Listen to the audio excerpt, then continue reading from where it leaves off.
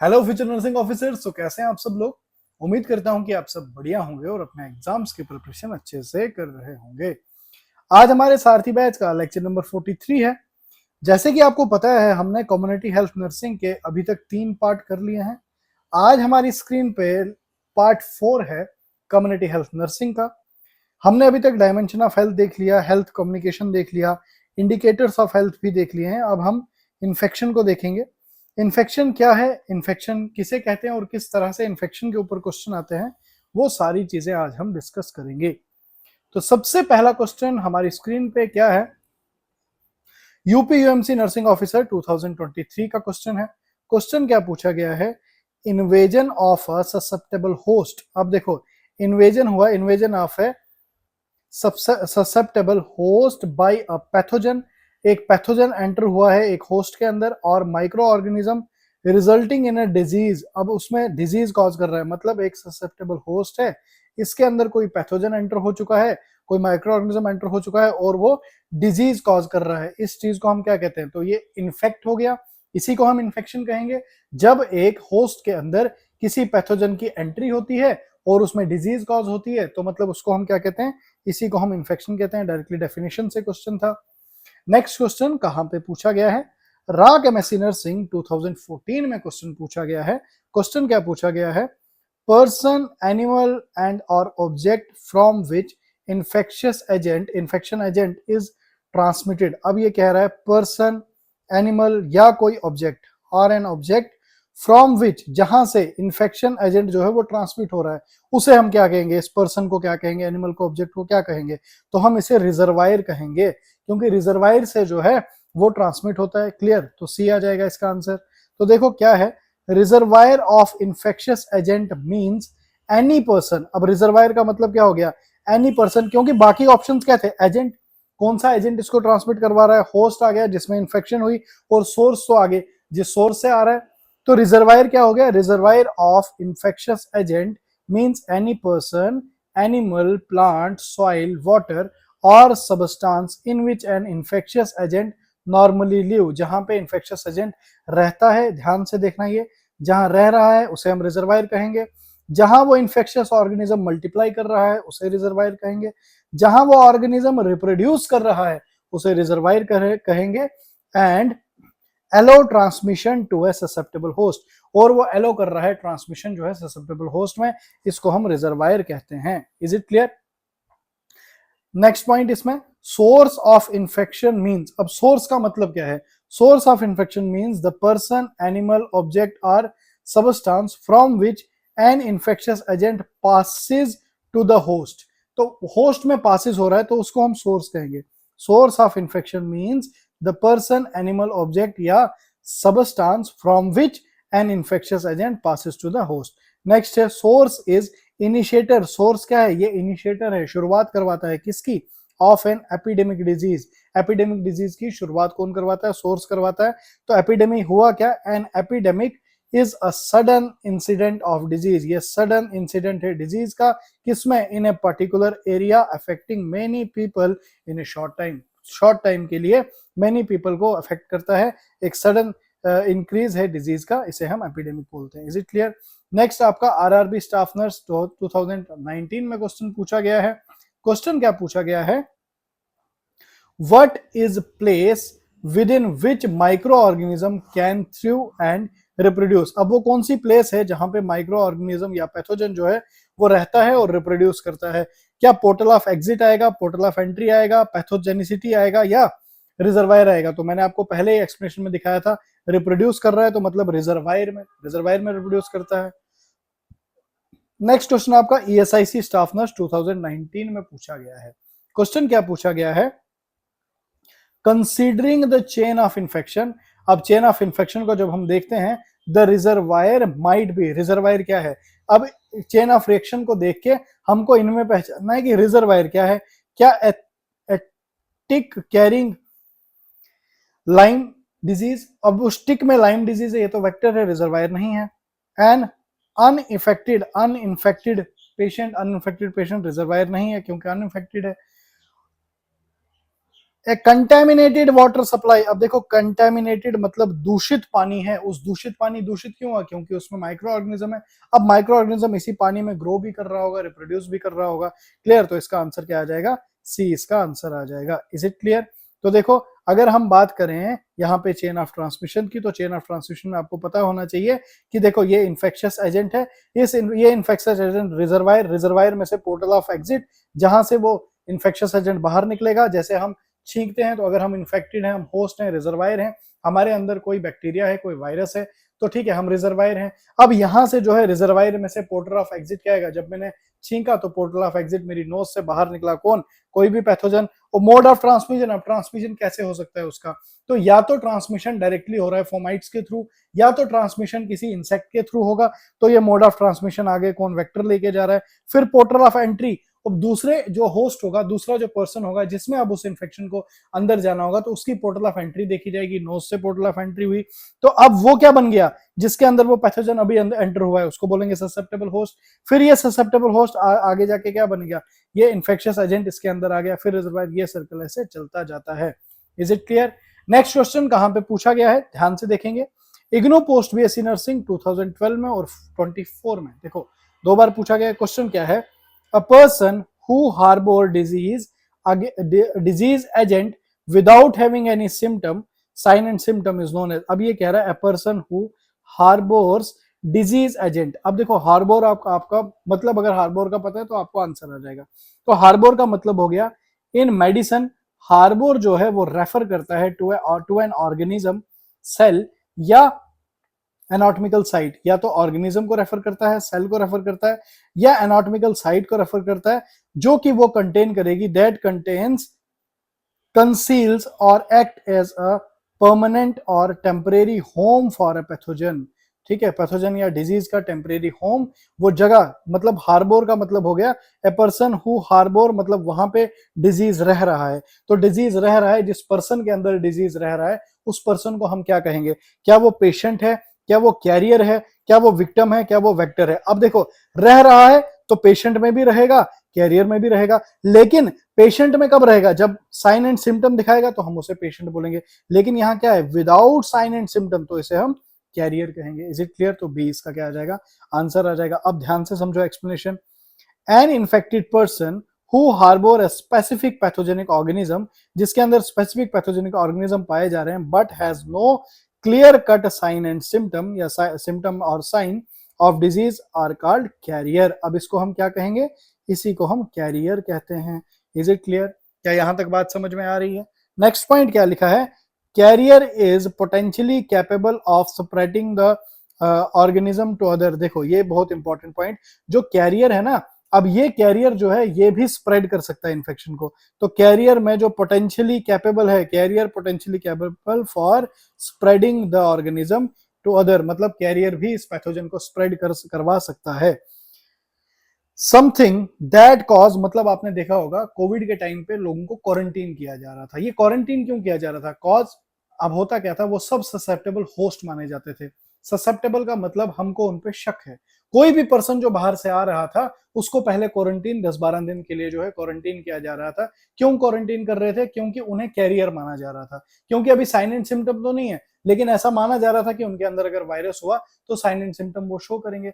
और जब तक वो साइन एंड सिम्टम शो नहीं कर रहे हैं और इफेक्टेड हैं, किसी कोविड पेशेंट के कांटेक्ट में आ चुके हैं बट अभी साइन एंड सिम्टम नहीं है, तो उसे हम कैरियर कहते थे। समझ आया? और जब तक वो साइन एंड सिम्टम नहीं दिखा रहे हैं क्वारंटाइन फेज में, उसी को तो हम इंक्यूबेशन पीरियड कहते हैं। आगे हम इंक्यूबेशन पीरियड भी ध्यान से समझेंगे। अब समझो, something that cause an effect, for example a virus that cause disease are said to be agent. अब वायरस जो है वो डिजीज, अब कोई भी जो डिजीज कॉज कर सकता है उसे हम क्या कहते हैं? एजेंट कहते हैं। Agents of this specific disease. Is it clear? The organism, for example human, from which a parasite obtain it's nourishment. अब कोई भी ऑर्गेनिज्म, जैसे कि ह्यूमन की यहाँ पे एग्जांपल ली है, हमारी एग्जांपल ली है, जहां पे जो पैरासाइट है वो ऑब्टेन कर रहा है नरिशमेंट, कॉल्ड होस्ट, उसको हम क्या कहेंगे? होस्ट। अब देखो हमारे अंदर अगर कोई ऑर्गेनिज्म आ जाता है, माइक्रो ऑर्गेनिज्म रहता है, वो हमसे ही क्या लेगा? न्यूट्रिशन लेगा। पैरासाइट डिपेंड होता है अपने होस्ट पे, ठीक है। और उसको हम क्या कहेंगे? जब ये the organism that is human from which a parasite obtain it's nutrition, उसको हम क्या कहते हैं, होस्ट। नेक्स्ट क्या है, ससेप्टेबल मीन, ससेप्टेबल का मतलब क्या है, ससेप्टेबल का मतलब है having little resistant to a disease, इसके अंदर little resistant to a disease है। ससेप्टेबल का मतलब है इसमें लिटल रेजिस्टेंट है डिजीज का, for example immune compromised person. Immune compromise person मतलब इस पर्सन में जो इसकी इम्यूनिटी है वो वीक है, इनको हम ससेप्टेबल बोलते हैं। जैसे कि कोविड के टाइम पे आपने देखा था, कहा जा रहा था बच्चों को और बूढ़ों को टोटली सेपरेट रखो, इनको प्रिकॉशन का ज्यादा ध्यान देना है, कॉज जो बच्चे हैं और जो बूढ़े हैं ये इम्यूनो कॉम्प्रोमाइज होते हैं, इसलिए इनको ससेप्टेबल की कैटेगरी में रखा जाता था। क्या यहां तक बात समझ आ गई? नेक्स्ट क्वेश्चन आपकी स्क्रीन पे आरआरबी स्टाफ नर्स 2015 में पूछा गया है। क्वेश्चन क्या पूछा गया है, cross infection can occur through following except. Cross infection का मतलब हो गया एक इन्फेक्शन एक पर्सन को हुई है, इससे ये इन्फेक्शन दूसरे पर्सन तक, इससे दूसरे पर्सन तक, है ना, इससे दूसरे पर्सन तक, मतलब जो इन्फेक्शन एक से बाकियों में फैल रही है उसे हम क्रॉस इन्फेक्शन कहते हैं। अब यहां लिखा है cross infection can occur through following, एक को छोड़ के। क्या फोमाइट्स के थ्रू क्रॉस इन्फेक्शन फैल सकती है? बिल्कुल फैल सकती है। क्या ऑटोक्लेव के थ्रू? ऑटोक्लेव तो बेसिकली एक मशीन है जो स्टरलाइजेशन के काम आ रही है। ऑटोक्लेव में हम क्या करते हैं, ये बेसिकली ये तो रोकेगा क्रॉस इन्फेक्शन को। ऑटोक्लेव एक मशीन होती है जिसके अंदर हम इक्विपमेंट्स को स्टरलाइज करते हैं। आगे फंडामेंटल में जब ऑटोक्लेव का ऊपर, ऑटोक्लेव का टॉपिक ही है, ऑटोक्लेव पूरा टॉपिक जो फंडामेंटल में हमने पढ़ना है, तो अभी बस याद रखो ऑटोक्लेव एक मशीन है जो स्टरलाइजेशन के काम आती है। ये तो बिल्कुल नहीं आएगा स्प्रेड में। तो कंटेमिनेटेड फूड एंड ड्रिंक, ये बिल्कुल ये स्प्रेड करेंगे क्रॉस इन्फेक्शन को, और इंसेक्ट भी स्प्रेड करेंगे। तो आंसर क्या आ जाएगा इसका? बी, कॉज हमको एक्सेप्ट ढूंढना था। अब ध्यान से देखो, ये जो मशीन है ये वही ऑटोक्लेव की मशीन है, ठीक है। इस मशीन के अंदर डाली जाती हैं कुछ इक्विपमेंट जिनको स्टरलाइज किया जाता है। तो देखो क्या लिखा है, cross infection means the transfer of infectious organism और disease from one patient in hospital to another patient. एक पेशेंट से दूसरे पेशेंट की ओर जो ट्रांसमिशन हो रहा है डिजीज का, उसे हम क्रॉस इन्फेक्शन कहते हैं। Means of cross infection are fomite. अब किस किस के थ्रू फैला जा सकता है? फोमाइट्स के थ्रू हो सकता है। तो उसके बाद इनटेक ऑफ कंटामिनेटेड फूड या ड्रिंक, कोई आपने फूड ले लिया, कोई ड्रिंक कंटामिनेटेड ली, उससे फैलाया जा सकता है। इंसेक्ट से और ड्रॉपलेट न्यूक्लाई से भी फैल सकती है क्या क्रॉस इन्फेक्शन। तो ऑटोक्लेव क्या है? Autoclave is a technique of sterilization. Autoclave क्या है? ये टेक्निक है स्टरलाइजेशन की। Next, which reduce the chance of cross infection, जो कि रिड्यूस करती है, कम करती है चांस ऑफ इन्फेक्शन के। तो ये जो है आंसर इसका आ जाता था। Is it clear?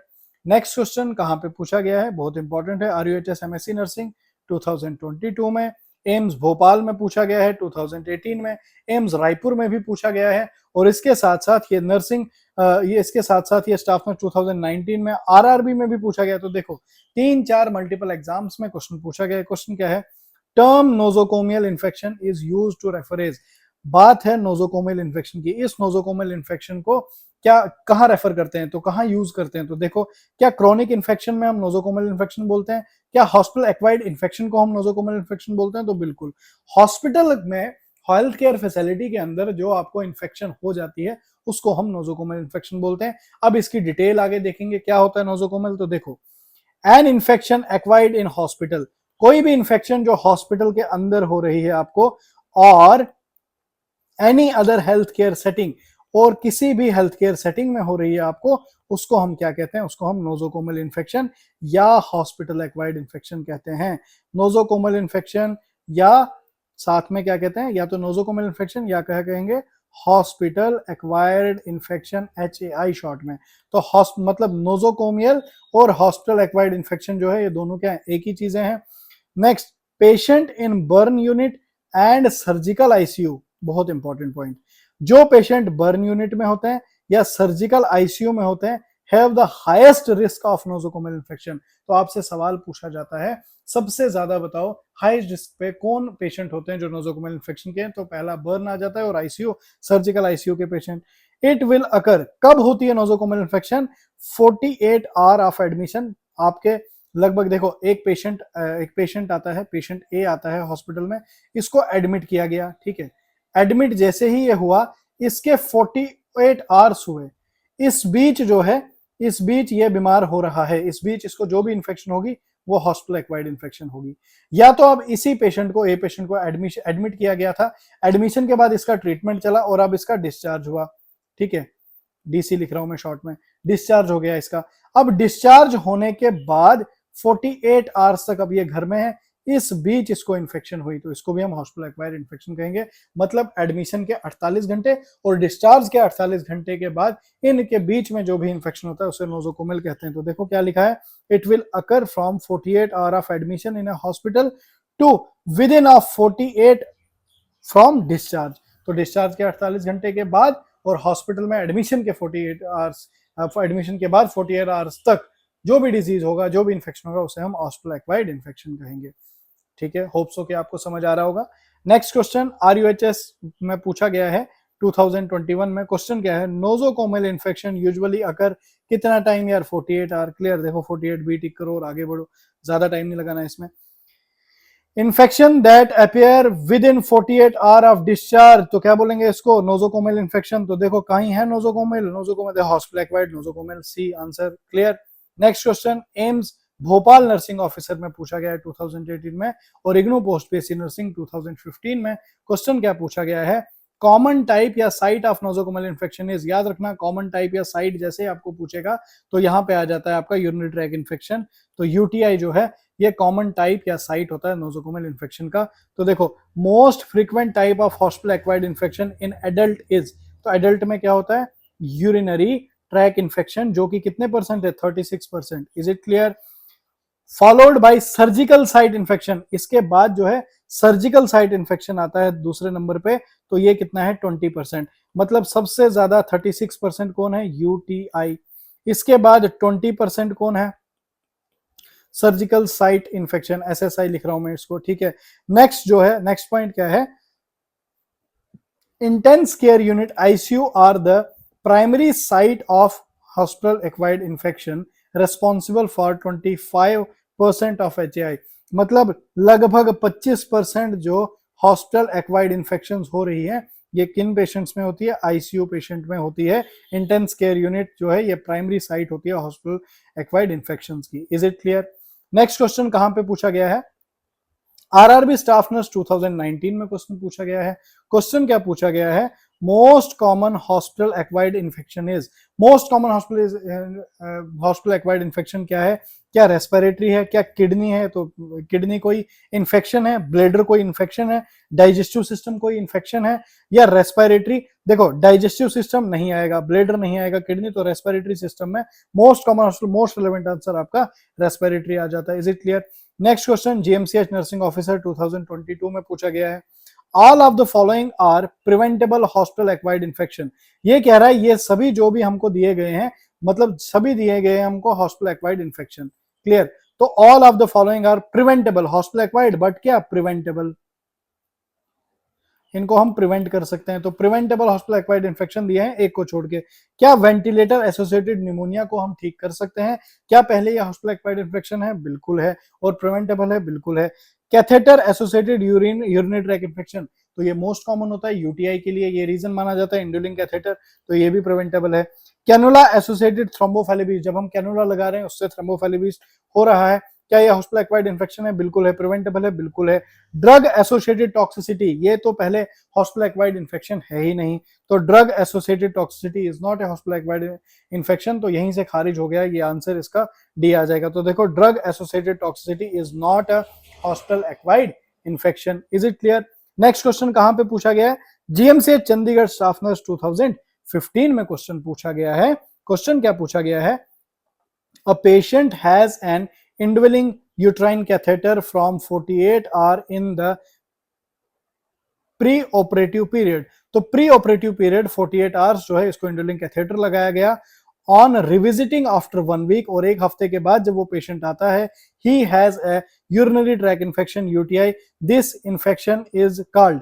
यहां पे ये इन्फेक्शन क्या है, क्या ये रिकरेंट यूटीआई है, कॉमन सेल यूटीआई है, इट्रोजेनिक यूटीआई है, या अपॉर्चुनिस्टिक यूटीआई है। याद रखना ये इट्रोजेनिक यूटीआई है। क्यों है ये इट्रोजेनिक यूटीआई, तो देखो अब इसके एक्सप्लेनेशन समझेंगे और आपको क्लियर हो जाएगा। तो देखो इट्रोजेनिक और फिजिशियन इंड्यूस्ड इन्फेक्शन, इट्रोजेनिक, या इसी को हम क्या कहेंगे, फिजिशियन की वजह से, फिजिशियन इंड्यूस्ड इन्फेक्शन। इसका मतलब क्या है, means an infection caused by और arising as a complication of medical या सर्जिकल इंटरवेंशन। कोई भी मेडिकल इंटरवेंशन हुई, कोई भी सर्जिकल इंटरवेंशन हुई, इलाज के दौरान जो इन्फेक्शन होती है उसको हम इट्रोजेनिक या फिजिशियन इंड्यूस्ड इन्फेक्शन कहते हैं। एंड कोई भी थेरेपेटिक्स के दौरान, सर्जिकल इंटरवेंशन के दौरान, मेडिकल प्रोसीजर के दौरान या डायग्नोस्टिक प्रोसीजर के दौरान परफॉर्म करते हुए जब भी performed by health care worker कोई भी इंफेक्शन होगी उसको हम इट्रोजेनिक कहेंगे। तो यहाँ पे कैसे इंफेक्शन हुई, इसको एक पेशेंट है उसको इंडुलिंग कैथेटर लगाया गया 48 आवर्स पहले ऑपरेटिव पीरियड के, और एक हफ्ते के बाद जब वो पेशेंट आया, रिविजिट किया और हमने देखा उसको यूटीआई हो गया है। तो यूटीआई तो हुआ होगा इसको इंडुलिंग कैथेटर लगाने की वजह से, तो मतलब एक प्रोसीजर करते टाइम उसमें ये दिक्कत पाई गई है, तो इसको क्या बोलेंगे, इट्रोजेनिक यूटीआई बोलेंगे। Is it clear? Next question, WCL staff nurse 2022 में और AIIMS Jodhpur nursing staff nurse 2018 में पूछा गया है। क्वेश्चन क्या पूछा गया है, disease that are contracted as the result of medical procedure. अब वो डिजीज बताओ जो कॉन्ट्रैक्टेड है मेडिकल प्रोसीजर के दौरान होता है, तो ज्यादा क्या सोचना है इसमें, इट्रोजेनिक डिजीज हो गया answer. Is it clear? Next question कहां पे पूछा गया है, BHU नर्सिंग ऑफिसर जून 2018 में ये पूछा गया है, which is the most common microorganism in nosocomial infection. HAI में सबसे मोस्ट कॉमन कौन सा होता है, क्या एस्टीरिया कोलाई होता है, एंटेरोकोकाई होता है, ठीक है, स्टेफाइलोकोकस ऑरियस होता है या स्टेफाइलोकोकस ऑरियस होता है, आंसर आ गया आपका।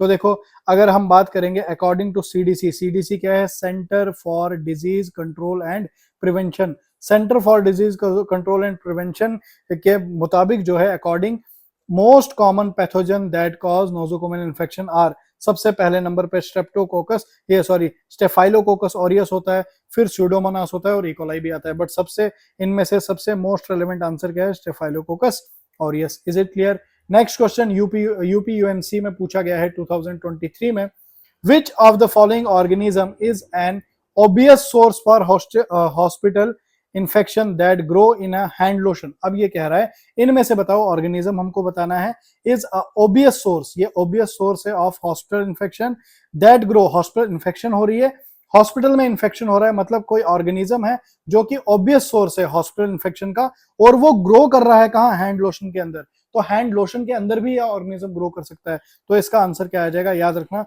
स्यूडोमोनास जो है वो हॉस्पिटल लोशन के अंदर, हैंड लोशन के अंदर भी ग्रो कर जाता है। Is it clear? Next question, BPS government medical college Kanpur Haryana में पूछा गया है, which is not included in prevention of hospital acquired जो इन्फेक्शंस हैं, इसमें इसको इंक्लूड ही नहीं किया है, which is not included, prevention मतलब हॉस्पिटल एक्वायर्ड का हम प्रिवेंट कर रहे हैं, हॉस्पिटल एक्वायर्ड इन्फेक्शन हुई है उसको प्रिवेंट करते हैं, इन तरीकों से कौन सा इंक्लूड नहीं है, क्या हैंड हाइजीन, हाथ साफ रखेंगे तो क्या हॉस्पिटल एक्वायर्ड इन्फेक्शन को हम प्रिवेंट कर सकते हैं, बिल्कुल कर सकते हैं, प्रॉपर एसेप्टिक टेक्निक का यूज करेंगे तो क्या कर सकते हैं, बिल्कुल कर सकते हैं, एंटीबायोटिक्स फॉर ऑल पेशेंट, बिल्कुल नहीं, एंटीबायोटिक ऐसे ही नहीं दे देनी है क्योंकि एंटीबायोटिक रेजिस्टिविटी का केस हो जाता है, ठीक है, ये ज्यादा फिर इमरजेंसी कंडीशन हो जाएगी। तो प्रॉपर सेग्रीगेशन एंड डिस्पोजल, ये बिल्कुल, ये तीनों जो हैं ये प्रिवेंटेबल मेजर्स हैं हॉस्पिटल एक्वायर्ड इन्फेक्शंस के, और एंटीबायोटिक फॉर ऑल पेशेंट ये इसका आ जाएगा आंसर, कॉज ऐसी कोई चीज हमने नहीं करनी है। देखो अब एंटीबायोटिक्स फॉर ऑल पेशेंट में produce many antibiotic resistant organism, for example जैसे अभी है हमारे पास एंटीरोबैक्टर है, ठीक है, स्यूडोमोनास है, स्टेफाइलोकोकाई है, ये सब क्या है, ये सब आपके एंटीबायोटिक रेजिस्टेंट ऑर्गेनिज्म है, which are mainly responsible for hospital acquired infection, और ये मेनली रेस्पॉन्सिबल होते हैं आपके हॉस्पिटल एक्वायर्ड इन्फेक्शन के लिए। नेक्स्ट क्वेश्चन कहां पे पूछा गया है, RUHS MSc नर्सिंग एंट्रेंस 2021 में पूछा गया है। क्वेश्चन क्या पूछा गया है, which of the following type of infection is the type where a new pathogen sets up. देखो क्वेश्चन बहुत इंपॉर्टेंट क्वेश्चन, समझना ध्यान से, बहुत इंपॉर्टेंट क्वेश्चन है, और ऐसे ही क्वेश्चन अब पूछे जाते हैं, ये स्टेटमेंट बेस्ड क्वेश्चन आते हैं। तो देखो which of the following type of infection, हमको टाइप ऑफ इंफेक्शन पूछा है, इज द टाइप, ये वो टाइप है where a new pathogen set up an infection in a host, जहां पे एक नया पैथोजन आके होस्ट के अंदर इन्फेक्शन कॉज कर रहा है, हुज इम्यूनिटी इज ऑलरेडी लो, और उस होस्ट की इम्यूनिटी पहले से ही लो है, by a pre existing infection, मतलब कोई एक पर्सन है, इस पर्सन में पहले ही जो इसकी इम्यूनिटी है वो क्या है, लोअर साइड है कॉज ये पहले इसमें कोई डिजीज कंडीशन है। अब बाहर से किसी पैथोजन ने फिर से इस पे अटैक किया और इस पे इन्फेक्शन कॉज कर दी। अब इसको क्या कहेंगे, क्या री इन्फेक्शन कहेंगे? तो ये पहले इन्फेक्शन थी फिर इन्फेक्शन हुई, बहुत सारे बच्चे इसके साथ जाएंगे बट नहीं कहेंगे। सेकेंडरी इन्फेक्शन कहेंगे, तो इसको हम सेकेंडरी इन्फेक्शन का नाम देते हैं जब इम्यूनो कॉम्प्रोमाइज पेशेंट होता है, उसमें वापस से कोई पैथोजन अटैक करके डिजीज करता है, उसको हम सेकेंडरी इन्फेक्शन कहते हैं। तो समझो क्यों कहते हैं। तो देखो, infection that occur in a person whose immune status already weakened, जिसका इम्यून स्टेटस जो है ऑलरेडी वीकेंड है, बाय अ प्राइमरी, जो कि प्री एग्जिस्टिंग, तो पहले से ही कोई इसमें पैथोजन था, तो pre existing, primary pre existing infection called secondary infection. तो इसको क्या कहेंगे, सेकेंडरी इन्फेक्शन कहेंगे। एग्जांपल के तौर पे अगर हम समझें, निमोनिया जो है, pneumonia influenza secondary throat, the pneumonia जो है प्राइमरी इन्फेक्शन पहले से थी पेशेंट को, और सेकेंडरी उसमें इन्फेक्शन आ गई, थ्रॉट इन्फेक्शन हो गई या कॉमन कोल्ड हो गया, ये सेकेंडरी इन्फेक्शन हो गई। मतलब एक पर्सन है, उसके अंदर पहले जो है इसको निमोनिया था, निमोनिया होने के वजह से, निमोनिया होने के बावजूद इस पे अब इसको सेकेंडरी इन्फेक्शन क्या हो गई, थ्रॉट में इन्फेक्शन हो गई, साथ में कॉमन कोल्ड हो गया, ये इसकी सेकेंडरी इन्फेक्शन आ गई। Is it clear? बात समझ आ रही है? नेक्स्ट क्वेश्चन एनवीएस में पूछा गया है 2019 में। क्वेश्चन क्या पूछा गया है, N infection in a patient with compromised defence. अब देखो, एक इन्फेक्शन हो रही है पेशेंट में, उसका कंप्रोमाइज डिफेंस है by an agent of low virulency. अब लो वायरुलेंसी, नए नए वर्ड देखो, नए नए वर्ड्स आ रहे हैं। एक तो आ गया हमारे पास कंप्रोमाइज डिफेंस, मतलब इम्यूनिटी वीक। लो वायरुलेंसी मतलब कम घातक। कौन है कम घातक? इस पे उस एजेंट ने अटैक किया है जो कम घातक है, कम घातक है, that would not produce infection in a normal patient. Normal patient में ये जो एजेंट है कोई इन्फेक्शन कॉज नहीं कर सकता है, एज नोन एज, मतलब एक इन्फेक्शन, एक an infection is a patient with compromise defence. कोई इन्फेक्शन हुई है किसी पेशेंट में जिसका डिफेंस मैकेनिज्म कॉम्प्रोमाइज था, एक ऐसे एजेंट से जो बहुत कम वायरुलेंट है, कोई टुच्चा सा वायरस था और उसने भी इसमें जो है क्या कर दी, इसमें जो है आके इन्फेक्शन कॉज कर दी, तो उसको क्या कहेंगे? क्या उसे सब क्लिनिकल इन्फेक्शन कहेंगे? नोजोकोमियल इन्फेक्शन तो बिल्कुल नहीं कहेंगे। अपॉर्चुनिस्टिक इन्फेक्शन कहेंगे या इट्रोजेनिक?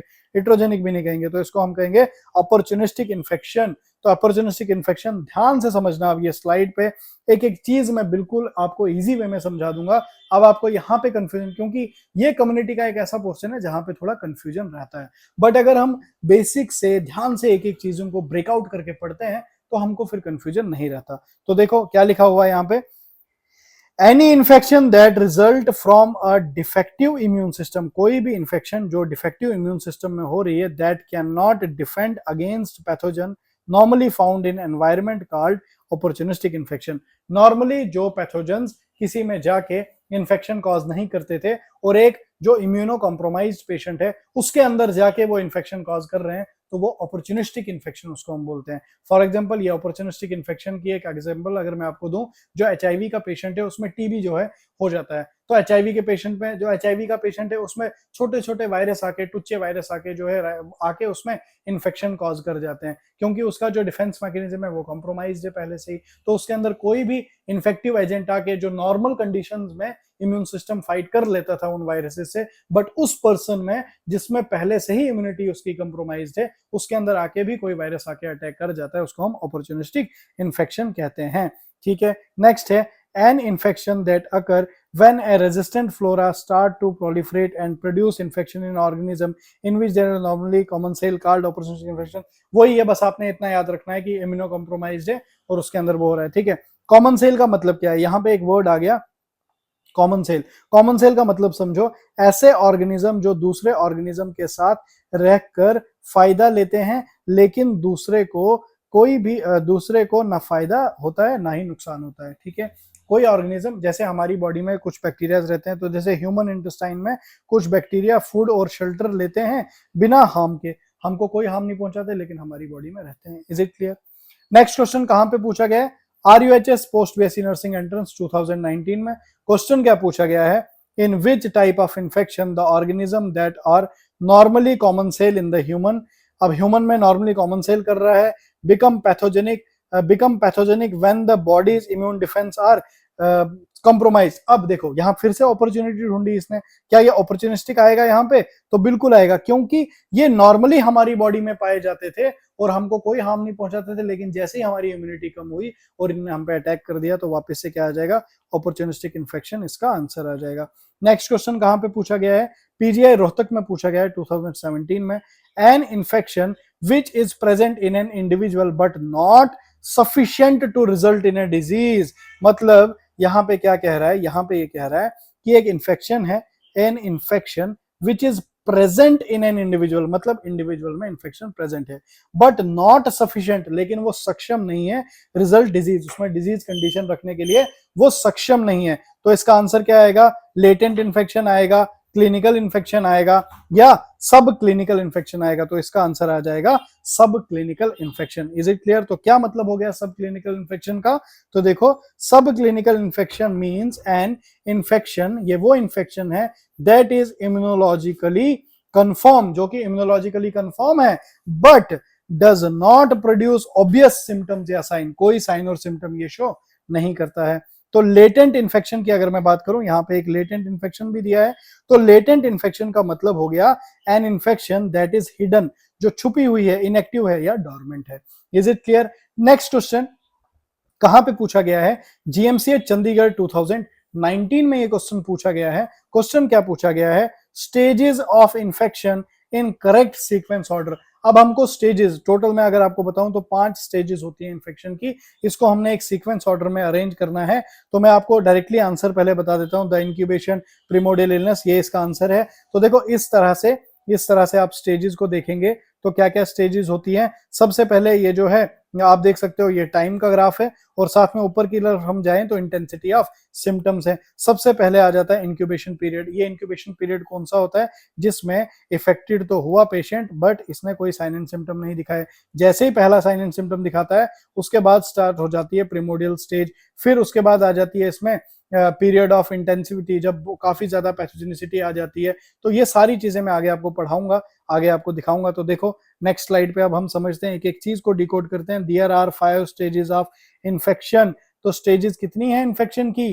5 स्टेजेस हैं। सबसे पहले आ जाता है इंक्यूबेशन, उसके बाद आ जाता है प्रोडर्मल, उसके बाद आ जाता है इलनेस, उसके बाद आ जाता है डिक्लाइन, और उसके बाद आ जाता है कन्वल्सन। ठीक है,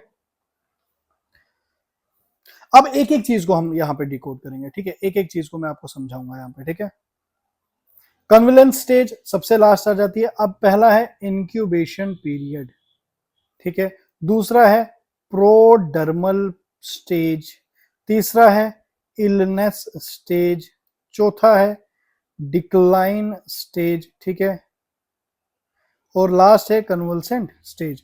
अब इनको अगर नंबरिंग दें तो 1 2 3 4 देन 5। अब देखो एक एक को समझते हैं। सबसे पहले हम समझेंगे इंक्यूबेशन पीरियड को। तो इंक्यूबेशन पीरियड क्या हुआ? Time between entry of infection and first symptom, मतलब वायरस बॉडी में आ गया बट सिम्टम अभी नहीं आए, तो इसको हम बोलेंगे इंक्यूबेशन पीरियड। ठीक है, नेक्स्ट है प्रोडर्मल स्टेज। प्रोडर्मल स्टेज हो गया अर्ली माइल्ड सिम्टम स्टार्ट हो चुके हैं, अपने लक्षण बीमारी ने दिखाना शुरू कर दिया है। तो मतलब क्या है? वीकनेस होगी, माइल्ड फीवर होगा और बॉडी में पेन होनी स्टार्ट हो गई है। नेक्स्ट है illness stage.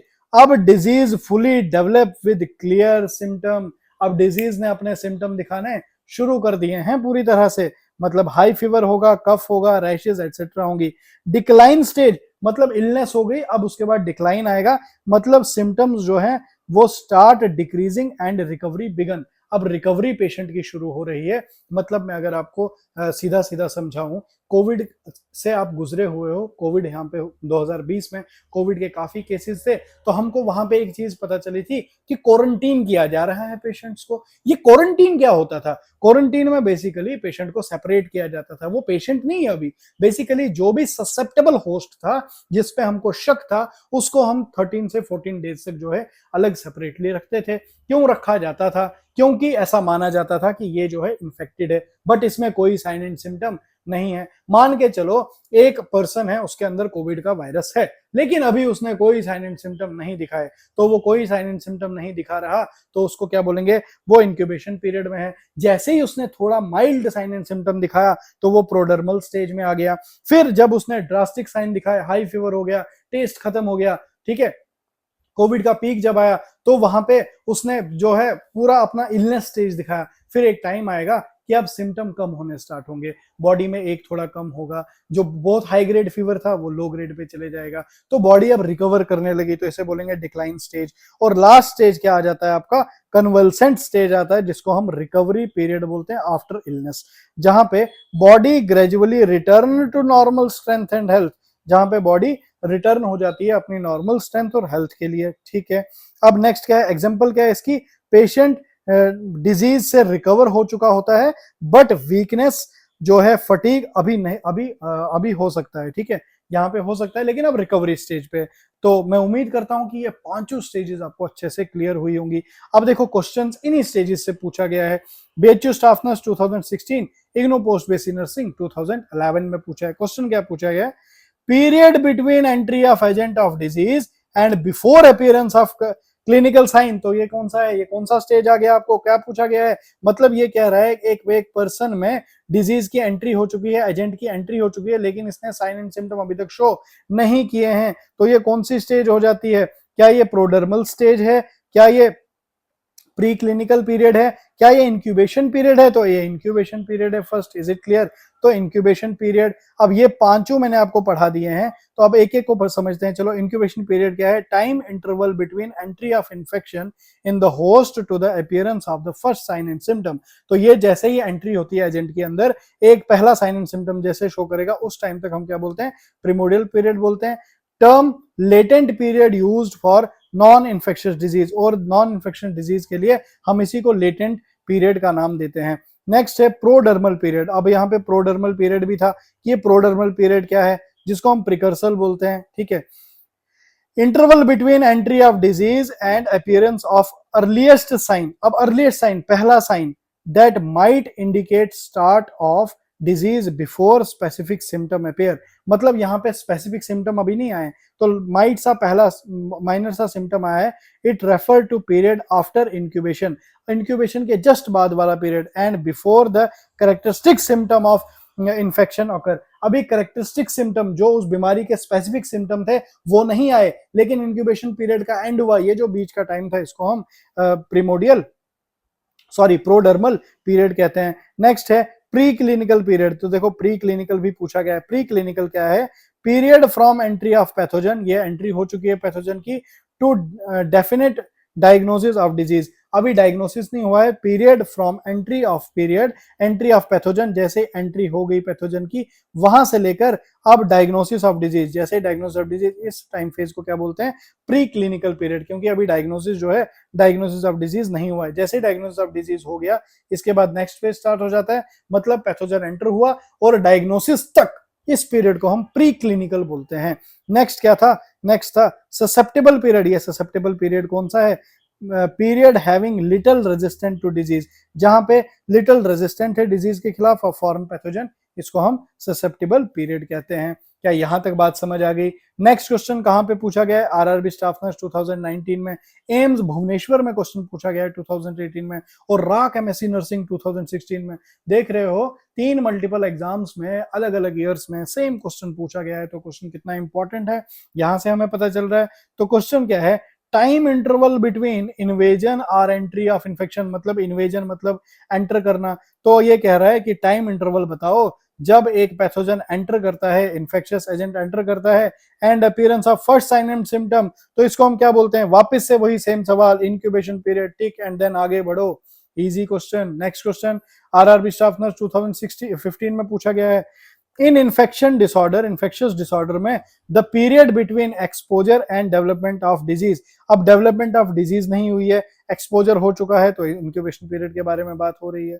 Next question RUHS MSc nursing, RUHS masters of public health में पूछा गया है 2022 में, time interval between receipt of infection. अब देखो रिसिप्ट ऑफ इन्फेक्शन हुई है by host and maximum infectivity of that host is known as. अब देखो ये एक बहुत अच्छा क्वेश्चन है। ये कह रहा है कि टाइम इंटरवल बिटवीन, हमको टाइम इंटरवल बताना है कि receipt of infection, infection enter हो चुकी है, इन्फेक्शन हो चुकी है by a host, and maximum intensity, मतलब इन्फेक्शन ने अपना पीक दिखा दिया, इस टाइम पीरियड का, इस टाइम गैप का हमको बताना है, of that host is known as. इसको हम क्या बोलते हैं? इसको हम बोलते हैं जनरेशन टाइम। याद रखना, इसे हम जनरेशन टाइम बोलते हैं। क्या होता है जनरेशन टाइम? तो generation time defined as the time interval between receipt of infection, ठीक है, receipt of infection by an host, host के अंदर इन्फेक्शन आई, and maximum infectivity of the host, और मैक्सिमम क्या इन्फेक्टिविटी उसने दिखाई, उसको हम जनरेशन टाइम बोलते हैं। तो जनरेशन टाइम से हमको क्या पता चलता है? Specific how fast infection are spread in the community. Generation time से हमको पता चलता है कि इन्फेक्शन कितनी तेजी से फैली है कम्युनिटी के अंदर। Is it clear? Next question NVS staff nurse 2019 में पूछा गया है। क्वेश्चन क्या पूछा गया है? The period from disease initiation to disease detection is called. अब ये सीधा क्या पूछ रहा है? हमको पीरियड बताओ, डिजीज इनिशिएशन स्टार्ट हुआ और डिजीज डिटेक्शन एंड हुआ, इसको हम क्या बोलते हैं? क्या हम लेटेंट पीरियड कहेंगे, क्या मेडिकल इंक्यूबेशन पीरियड कहेंगे, इंक्यूबेशन पीरियड कहेंगे, या कम्युनिकेबल पीरियड कहेंगे? तो इसे हम लेटेंट पीरियड का नाम देते हैं। तो क्या हुआ लेटेंट पीरियड, या इसी को हम पीरियोडिक पीरियड ऑफ इंक्यूबेशन भी कहते हैं। Means the period from disease initiation to disease detection. तो डिजीज डिटेक्शन का मतलब, डिजीज डिटेक्शन मतलब पहला साइन एंड सिम्टम आ गया, इस तरह से पूछा है इसने। डिजीज इनिशिएशन मतलब होस्ट ने एंट्री मार दी, तो एंट्री मारी, एंट्री मारने के बाद ये साइन एंड सिम्टम शो कर रहा है, तो इसे हम क्या बोल सकते हैं? Period of incubation. Period of incubation मतलब लेटेंट पीरियड का नाम इसको हम देते हैं। Is it clear? Next question RUHS post basic nursing में पूछा गया है 2019 में। क्वेश्चन क्या पूछा गया है? Which of the following term refer to the time duration. अब ये टाइम ड्यूरेशन पूछी है हमको, टर्म पूछी है, टाइम ड्यूरेशन जो रेफर करती है।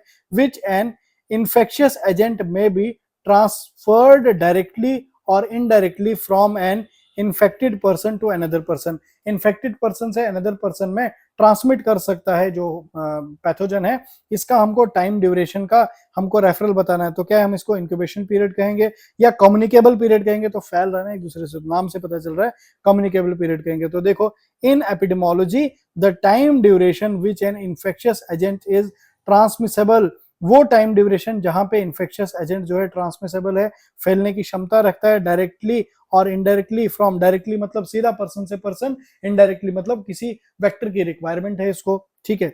Indirectly from an infected person और animal to susceptible person called communicable period. अब एपिडेमोलॉजी यहाँ पे बीच में आ गया था कि एपिडेमोलॉजी होता क्या है, तो याद रखना the study of how disease spread, कैसे डिजीज स्प्रेड करता है, बहुत इंपॉर्टेंट डेफिनेशन है।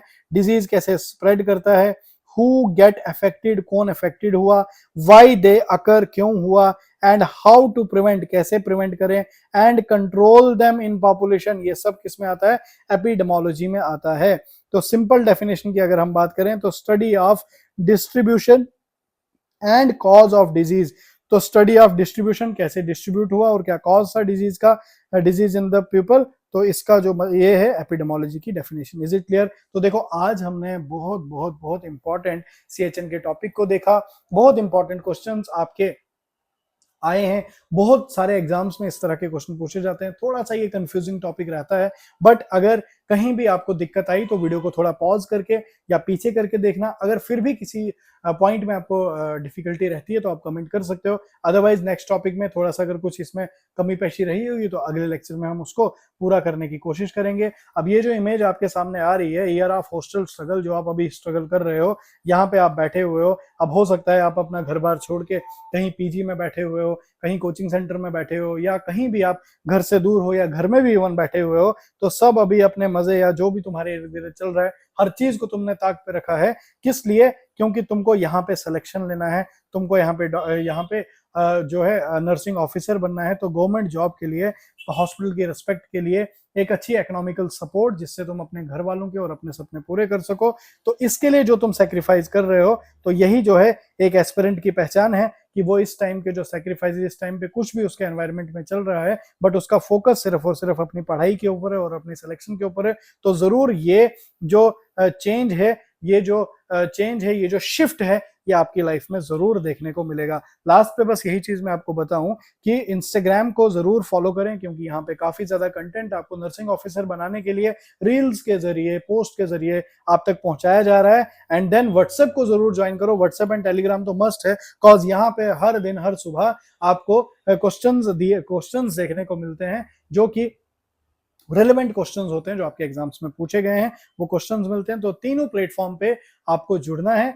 क्योंकि आपको नर्सिंग ऑफिसर बनाने के लिए ही ये चीजें क्रिएट की गई हैं। वीडियो अगर आपको अच्छा लग रहा है तो जरूर लाइक किया करो, और आपके कमेंट्स जो आते हैं वो हमें मोटिवेट करते हैं, पर्सनली मुझे बहुत मोटिवेट करते हैं। तो प्लीज प्लीज अपने महत्वपूर्ण कमेंट्स जरूर दिया करो, वीडियो को हाइप जरूर किया करो, और साथ के साथ मैं आपको हमेशा कहता हूं कि अपने फ्रेंड्स के साथ शेयर जरूर किया करो। आपका ये कर्तव्य बनता है कि जैसे ही एंड पे आप वीडियो में पहुंचते हो तो लाइक, कमेंट एंड शेयर, ये 3 चीजें जरूर करनी है। शेयर तो बिल्कुल जरूर करना है, कॉज ये सारथी बैच हर नीडी स्टूडेंट तक पहुंचना चाहिए। तो शेयर जरूर किया करो। ठीक है, मिलते हैं अब अपने नेक्स्ट लेक्चर में। तब तक के लिए thank you so much, God bless you, best of luck.